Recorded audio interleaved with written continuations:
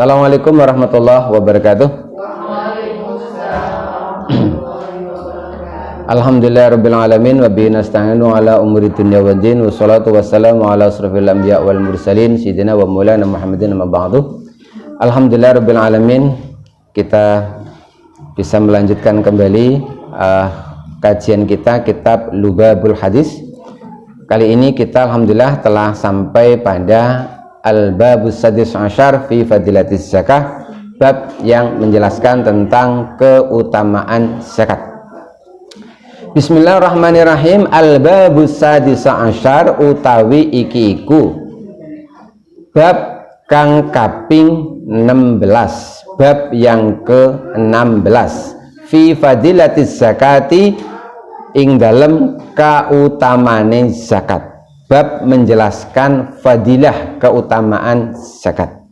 Zakah yuzaki, secara bahasa zakat itu artinya adalah membersihkan. Kola dawuh, bersabda an-nabiyyu sallallahu alaihi wasallam, Rasulullah sallallahu alaihi wasallam, az-zakatu utawi zakat kontorotul Islam. Zakat iku jembatan penghubung Islam. Zakat itu adalah laksana jembatan Islam. Maksudnya jembatan untuk apa? Jembatan itu secara fungsi adalah menghubungkan dua tempat yang terpisah. Di dalam kita beragama, sesama muslim kadang-kadang kita terpisah oleh keadaan ekonomi, terpisah oleh status, kaya miskin, berkecukupan, berkekurangan, dan seterusnya. Maka dengan adanya zakat, maka gap atau jurang pemisah itu akhirnya bisa tersambung. Kaya dan miskin yang sebelumnya tidak saling kenal bisa saling kenal karena melalui adanya zakat. Qala sallallahu alaihi wasallam, Rasulullah sallallahu alaihi wasallam bersabda, az-zakatu ta zakat tohrul Islam. Dalam redaksi yang lain tohrul iman. Zakat ta zakat iku tohrul Islam atau tohrul iman, iku pembersih Islam, pembersih iman. Artinya dalam kita beragama Islam, dalam kita beriman, meyakini apapun dalam beragama ini ada kalanya kecampur dengan yang kotor-kotor. Maka dengan adanya zakat itu keislaman kita, keimanan kita itu bisa jadi dibersihkan. Misalkan begini, kita agama Islam, sholat iya, kemudian kita puasa juga sudah, tapi kita tidak bisa memungkiri mungkin kita punya dosa berkaitan dengan hubungan tetangga, dengan hubungan persaudaraan, dan seterusnya. Artinya dengan adanya zakat itu bisa membantu menghapus dosa-dosa yang telah lalu. Wa qala Nabi sallallahu alaihi wasallam, Kanjeng Nabi Muhammad sallallahu alaihi wasallam dawuh, la yakbalu, ora nerimo, ora nompo, tidak akan menerima siapa? Allah al-imana ing iman ila bizakati, kejaba kelawan zakat. Allah tidak akan menerima keimanan seseorang kalau orang tersebut tidak membayarkan zakat. Artinya apa? Keimanan seseorang dianggap tidak sempurna kalau dia tidak membayar zakat. Karena Allah menghendaki kita itu utuh, sebagaimana rukun Islam itu setelah syahadat kerjakan sholat, kerjakan pula puasa, kerjakan pula zakat, kerjakan pula haji. Ini istata'a, jika mampu. Artinya ini satu paket. Tidak bisa kita itu saya sholat mau, tapi kalau zakat saya tidak mau. Tidak bisa seperti itu. Makanya Allah tidak akan menerima keimanan seseorang kalau dia belum mau membayar zakat. Orang yang sudah mampu bayar zakat, dia tidak mau bayar zakat, itu dianggap bukan orang yang beriman. Apa sebab? Iman artinya percaya dan yakin dengan apapun yang Allah sampaikan melalui Rasulnya. Allah dan Rasulnya jelas-jelas menyuruh berzakat, kok tidak dikerjakan, berarti dianggap tidak percaya. La imana ora ono iman iku maujud liman kedue wong la zakata kang ora zakat lahu kedue man. La imana, tidak, seakan-akan tidak ada iman sama sekali bagi orang yang tidak mau membayar zakat. Apakah itu zakat fitrah ataukah itu zakat mal? Zakat fitrah kita bayar setahun berapa kali? 1 kali saja. Kapan itu? Hari terakhir di bulan Ramadan sampai menjelang dilaksanakan sholat Idul Fitri. Yang kedua adalah zakat mal. Kapan kita membayar zakat mal? Apabila kita memiliki harta dan harta itu telah sampai nisabnya. Beda harta, nisabnya beda-beda. Tetapi untuk zakat mal, ulama-ulama kontemporer zaman sekarang itu sedikit memberikan pemahaman yang lebih longgar. Artinya tidak seperti yang tertera di kitab-kitab fikih pada zaman dahulu. Contoh, zaman sekarang ada zakat profesi, zaman dahulu belum ada istilah zakat profesi. Yang namanya zakat harta itu kan dibayarkan setelah 1 haul misalkan ya, jadi tunggu setelah hitungan 1 tahun. Tetapi dengan adanya zakat profesi kita bisa nyicil bayar zakat jadi tiap bulan. Prinsipnya adalah bahwa kalau kita terima rizki maka kita wajib menyisihkan sebagian rizki. La imana liman la zakatalah, dianggap tidak ada iman bagi orang yang tidak mau membayar zakat. Wa qala sallallahu alaihi wasallam, wa qala dawuh sapa Rasulullah sallallahu alaihi wasallam, hasinu jogo sira kabeh, jagalah apa yang dijaga, amwalakum ing bondo ira kabeh, hartamu, jagalah hartamu. Caranya bizakati, dengan zakat. Sesuatu yang dijaga itu artinya kalau nggak dijaga berarti dia bakalan hilang. Kalau sesuatu kok kita diperintahkan untuk menjaga, berarti memang kalau nggak dijaga dia akan hilang. Harta kita itu akan hilang dengan sia-sia kalau tidak disakati. Bagaimana hilangnya? Ya macam-macam caranya Allah menghilangkan harta. Ada Allah menghilangkan harta dengan cara mengirimkan sebuah penyakit. Kita punya harta yang sangat banyak, begitu mudah Allah untuk menghabiskan harta kita, kasih saja penyakit. Banyak orang itu habis hartanya untuk operasi sampai ratusan juta, sampai uangnya habis, penyakitnya belum sembuh juga. Atau Allah bisa saja menghilangkan harta seseorang dengan cara yang sangat mudah, dengan sebuah musibah. Naudzubillah, kebakaran, pencurian dan lain sebagainya. Maka jagalah hartamu itu bizakati, dengan zakat. Ambil sebagian hartamu untuk diberikan kepada orang lain. Itulah cara kita menjaga. Jadi cara kita menjaga aset kita itu bukan dengan kita pagari rumah kita, pekarangan kita, rapet tembok, kita bayar satpam, bukan begitu. Tapi banyak-banyaklah engkau bersedekah. Karena apa? Karena mereka yang sering kau bantu, merekalah yang akan menjadi pagar. Orang yang sering kita tolong, sering kita beri sedekah, itu pasti akan suatu ketika ada apa-apa dia nolong kita.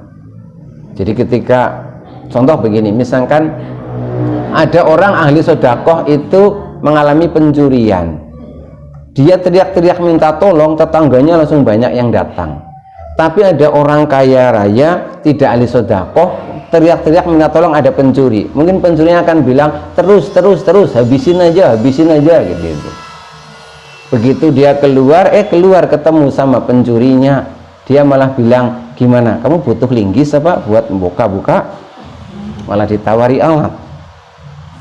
Jagalah hartamu bizakati, dengan zakat. Wadawu mardokum bisedekah, wadawu lan ngobatono sira kabeh mardokum ing penyakite ira kabeh bisedekati kelawan sedekah. Obatilah sakit-sakitmu, obatilah orang-orang yang sakit di antara kamu sekalian dengan cara apa? Bisedekati, dengan sedekah. Ini tentu bukan bahasannya medis ya, ini bukan bahasannya medis.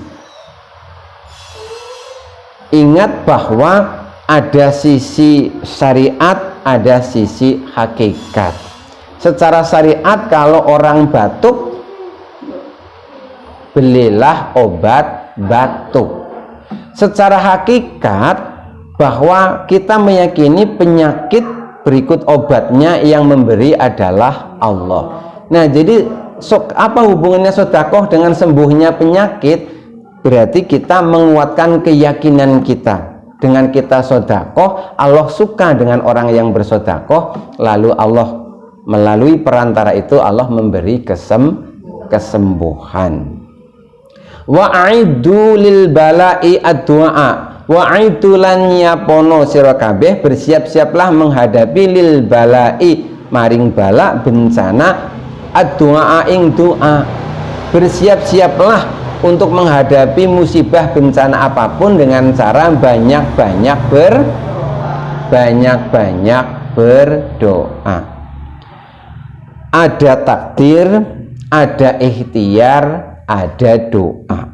Takdir itu adalah ketetapan Allah Subhanahu wa taala, sudah ada dari zaman dahulu, zaman azali. Kemudian ada ikhtiar, yaitu usaha manusia. Di tengah-tengah takdir dan ikhtiar itu ada doa. Doa itu bisa merubah takdir. Ada orang itu takdirnya diceritakan itu, takdirnya tertulis dia akan meninggal kejatuhan batu besar dari atas gunung. Karena dia rajin berdoa mohon keselamatan, dia tetap meninggal kejatuhan batu, tapi batunya cuma satu kerikil. Begitulah contoh ajaibnya sebuah doa. Jadi jangan berputus asa. Untuk apa kita berdoa? Kan semua tidak bisa menolak takdir. Dengan kita berdoa, maka karena Allah yang membuat takdir, Allah pula yang bisa merubah-rubah takdir. Begitu ya. Kita lanjutkan berikutnya. Waqala sallallahu alaihi wasallam, Kanjeng Nabi dawuh, mahalaka ora rusak, ora binasa, ora rusak, tidak akan rusak malun bondo fibirin ing dalem daratan, wala bahrin lan ora rusak ing dalem lautan, illa biman zakati, kejaba kelawan nahan zakat. Tidak akan rusak harta di darat maupun di laut kecuali rusaknya karena orang itu menahan zakat. Jadi yang menyebabkan harta manusia itu rusak, entah rusaknya kemudian hilang, entah rusaknya untuk apa, itu adalah karena orang-orang ini gemar menahan hartanya yang mestinya dibagi kepada orang lain. Pada zaman Rasulullah, zaman sahabat Nabi, ketika banyak musibah, banyak bencana, itu pemerintah itu di mana-mana, ibarat sekarang itu rame mengumumkan, yuk sedekah, sedekah, sedekah, keluarkan hartamu. Karena sedekah itu bisa menolak bala. Jadi yang menyebabkan terjadinya kerusakan pada harta benda diantaranya karena manusia punya sifat menahan hartanya yang mestinya dibagikan kepada orang lain. Jadi kalau masing-masing dari kita itu berpikirnya egois, individualis, tidak peduli lagi dengan orang lain, justru itu awal dari kerusakan harta kita. Jadi perputaran rizki itu ibarat perputaran ekonomi, itu rodanya muternya banter kalau masing-masing orang ini pada suka saling tolong menolong, suka saling memberi, maka perputarannya jadi cepat. Tapi kalau orang itu pada menahan hartanya, muternya jadi lambat.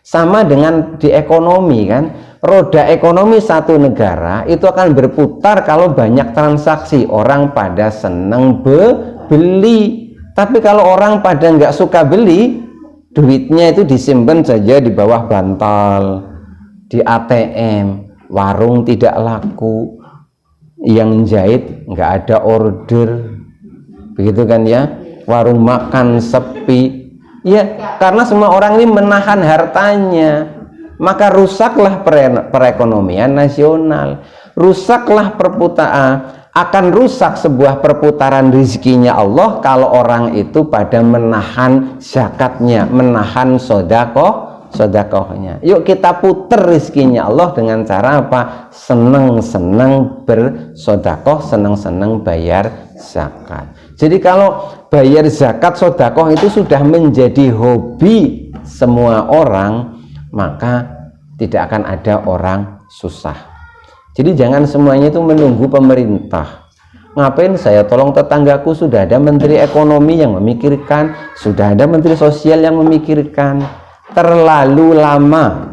Agama tidak ngajarin seperti itu. Agama ngajari ambillah tindakan dari dirimu pribadi. Masa mau bantu harus nunggu menteri sosial, terlalu lama. Wa qala sallallahu alaihi wasallam, lan dawuh sapa Rasulullah sallallahu alaihi wasallam, Nabi bersabda, la imana liman la sholata lahu wa la sholata liman la zakata. La imana ora ana iman iku mawujud, tak sempurna iman seseorang, liman kedue wong bagi orang, la sholata kang ora salat, lahu kedue man, wala sholata lan ora ana salat iku mawujud, liman kedue wong, la zakata kang ora bayar zakat, lahu kedue man atau wong. Iman seseorang tidak sempurna kalau dia tidak sholat, dan sholatnya dianggap tidak sempurna pula kalau dia tidak bayar zakat. Jadi sholat zakat ini harus satu paket. Wa qala sallallahu alaihi wasallam, kanjeng Nabi dawuh malih, Nabi bersabda, tohiru amwalakum bisakati, tohiru nucekno sira kabeh, bersihkanlah amwalakum harta ira kabeh bisakati kelawan zakat. Bersihkanlah hartamu dengan berzakat. Wa qala sallallahu alaihi wasallam, kanjeng Nabi dawuh malih, man wajabat ngalai zakatu falam yadfa'ha fahuwa finnar. Man utawi sapa wong, barang siapa saja wajabat kang wus wajib, yang sudah wajib ngalahi ingatase man az-zakatu zakat, falam yadfa'ha mongko ora yadfa ora bayar sapa man ha ing zakat, bahwa mongko taiman finnari ing dalam neraka. Barang siapa yang sudah wajib bayar zakat, artinya dia punya rezeki, dia punya kelebihan dari hartanya setelah untuk menafkahi keluarganya dan orang-orang yang menjadi tanggungannya, masih ada sisa, kok dia tidak mau berbagi dengan yang lain, falam yadfa'ha fahuwa finnar, maka dia nanti akan masuk neraka. Fahuwa finnar ini bukan masuk neraka, sudah berada di dalam neraka, ya masuk neraka sama aja ya. Wa qala sallallahu alaihi wasallam, kanjeng Nabi dawuh malih, Nabi bersabda lagi, la khaira fi malin la yuzaka, la khaira ora ono kebagusan iku maujud, tak ada kebaikan fi malin ing dalam harta la yuzaka kang ora disakati. Tidak ada kebaikan sama sekali di dalam harta yang sama sekali tidak disakati. Jadi harta yang tidak diambil sebagian untuk diberikan kepada orang lain, itu kenapa dikatakan tidak ada kebaikan, tidak ada keberkahan. Padahal yang kita cari bukan rizki yang banyak, tapi rizki yang Allahumma barik fi rizkina, sebagaimana Allah mendoakan khusus Anas bin Malik, Allahumma barik, ada umurnya, ada hartanya dan seterusnya. Jadi mintanya adalah diberkahi, rizki yang diberkahi. Caranya adalah dengan dibayarkan zakatnya. Yang terakhir, waqala sallallahu alaihi wasallam, man mana'a zakata manallahu ta'ala anhu hifdzal mal. Qala ngendika sallallahu alaihi wasallam, Rasulullah Nabi bersabda, man barang siapa mana'a mencegah az-zakata untuk bayar zakat, mana'a maka Allah pun akan mencegah nganhu darinya hifdzul mal, mencegah sehingga Allah tidak akan menjaga hartanya, Allah tidak akan mencegah dari kerusakan hartanya. Artinya orang yang tidak mau sedekah, tidak mau sedekah itu ada-ada saja celakanya, ada-ada saja musibahnya yang menyebabkan itu hartanya kemudian entah berkurang, entah habis, entah hartanya tidak berkah. Banyak harta berlimpah tapi tidak berkah. Contohnya adalah Qorun. Qorun itu kaya raya. Tapi kekayaannya Qorun itu sedikit pun tidak membawa Qorun untuk beriman kepada Allah Subhanahu wa Ta'ala. Jadi ada istilah berkah, ada istilah istidraj. Istidraj itu maknanya adalah harta yang diberikan kepada seseorang, tapi orang tersebut itu jadi makin jauh kepada Allah, sehingga harta itu secara lahiriah itu tampaknya dia kayaknya dimuliakan dengan harta itu, tapi sesungguhnya justru dia dihinakan dengan harta tersebut. Itulah namanya istidraj. Jadi harta yang tampaknya nikmat, tampaknya baik, tapi ujung-ujungnya bikin celaka. Seperti halnya seekor ikan yang memakan makanan, tapi makanan itu berada dipancing, kelihatan enak sekali, begitu dimakan dia masih bisa merasakan nikmat, tapi tidak tahunya tidak lama setelah itu dia mulai merasakan sakit, mulai merasakan penderitaan. Kapan itu? Ketika yang mancing itu narik pancingnya. Ada orang yang dibiarkan oleh Allah, dia dibiarkan dengan diberi harta yang sangat banyak sehingga dia mungkin foya-foya hidup, merasa paling bahagia. Dilos, ibarat ikan memakan pancing itu sama yang mancing itu diuluri, dilos terus-menerus. Tetapi ujung-ujungnya ditarik. Allah pun mencabut pelan-pelan, dicabut pelan-pelan, dicabut pelan-pelan. Entah diberi penyakit dan ujian-ujian yang lain. Demikianlah pembahasan kita tentang bab zakat. Mudah-mudahan Allah memberi kita kekuatan untuk bisa mengamalkannya. Insyaallah kita akan lanjutkan kembali pada bab-bab yang selanjutnya pada pertemuan mendatang. Terima kasih, kurang lebihnya mohon maaf. Billahi taufiq wal hidayah, waridwan inayah. Wassalamualaikum warahmatullahi wabarakatuh.